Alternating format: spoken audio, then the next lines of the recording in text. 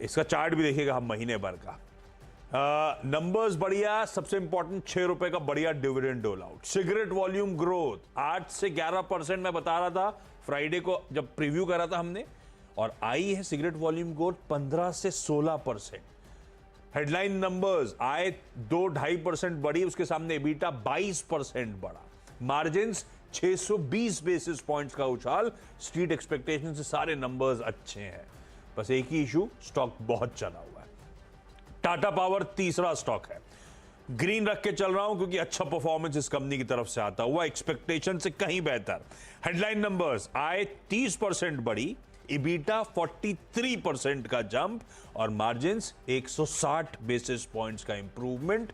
मुनाफा almost double होता हुआ नजर आया। इनफैक्ट एक्सपेक्टेशन 13.3% मार्जिन्स की 16.5% पे आए, तो एक्सपेक्टेशन से तो कहीं बेहतर परफॉर्मेंस टाटा पावर का। इसको भी ग्रीन रख रहा हूं। या तीन हो गए, और तुम्हारे 3 के सामने अपने 3। हाँ। और शुरू करते हैं पेटीएम। तो एसबीआई बनाम पेटीएम करेंगे। हाँ।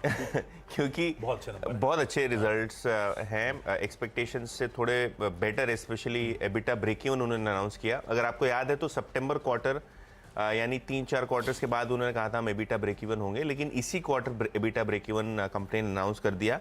तो ये एक सिल्वर लाइनिंग है कि एबिटा ब्रेक इवन हुआ है। ऑब्वियसली इसके अंदर ईसॉप कॉस्ट को एडजस्ट करते हैं वो, और अगर हम बात करें तो भारत सरकार से उनको यूपीआई के डिजिटल पेमेंट्स के इंसेंटिव्स भी मिलते हैं। तो ये 2 चीज़ों का एडजस्टमेंट होता है, जिसके कारण आपको जो उनका एडजस्टेड एबिटा है वो ब्रेक इवन दिखाई देता है। नेवरदलेस ये कंपनी की अकाउंटिंग पॉलिसी है और अकाउंटिंग प्रेजेंटेशन वो इस हिसाब से करते हैं इन्वेस्टर्स को।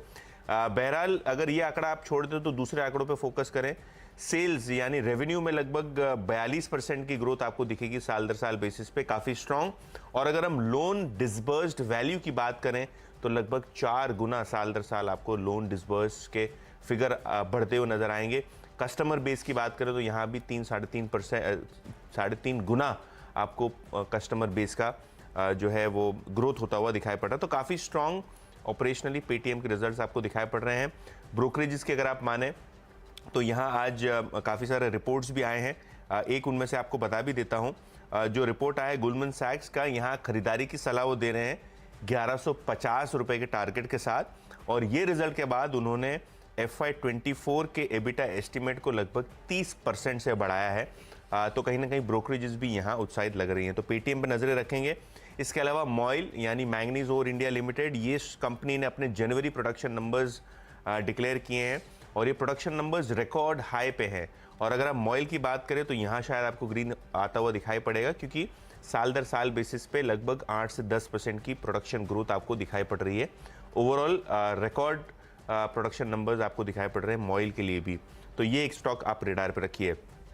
तीसरा स्टॉक फाइनेंशियल सर्विसेज में से है डीसीबी बैंक, और यहाँ इनको जो एक्सचेंज नोटिफिकेशन इन्होंने भेजा है, इनमें इनको डीएसपी मेरिल लिंच का जो एप्लीकेशन था आरबीआई में वो एक्सेप्ट हो चुका है, और आरबीआई ने अलाउ कर दिया है कि अब डीएसपी म्यूचुअल फंड 9.9% तक अपना हिस्सा लेके जा सकता है। तो ये एक आरबीआई अप्रूवल, और हमने देखा इन द पास्ट कि जब मिड कैप बैंक्स में ऐसे म्यूचुअल फंड्स की एप्लीकेशन आरबीआई जब एक्सेप्ट कर लेता है और 10% तक हिस्सेदारी खरीदने की ओके कर देता है, तो यहाँ एक पॉजिटिव रिएक्शन ज़रूर आता है। तो Ashish, Paytm, MOIL, DCB in the green.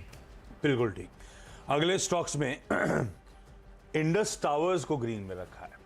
हम सुबह से हेडलाइन वगैरह में मेंशन कर रहे हैं कि वोडाफोन इंडिया को एक लाइफ लाइन मिली है। सरकार ने वो जो डेफर्ड एडजस्टेड ग्रॉस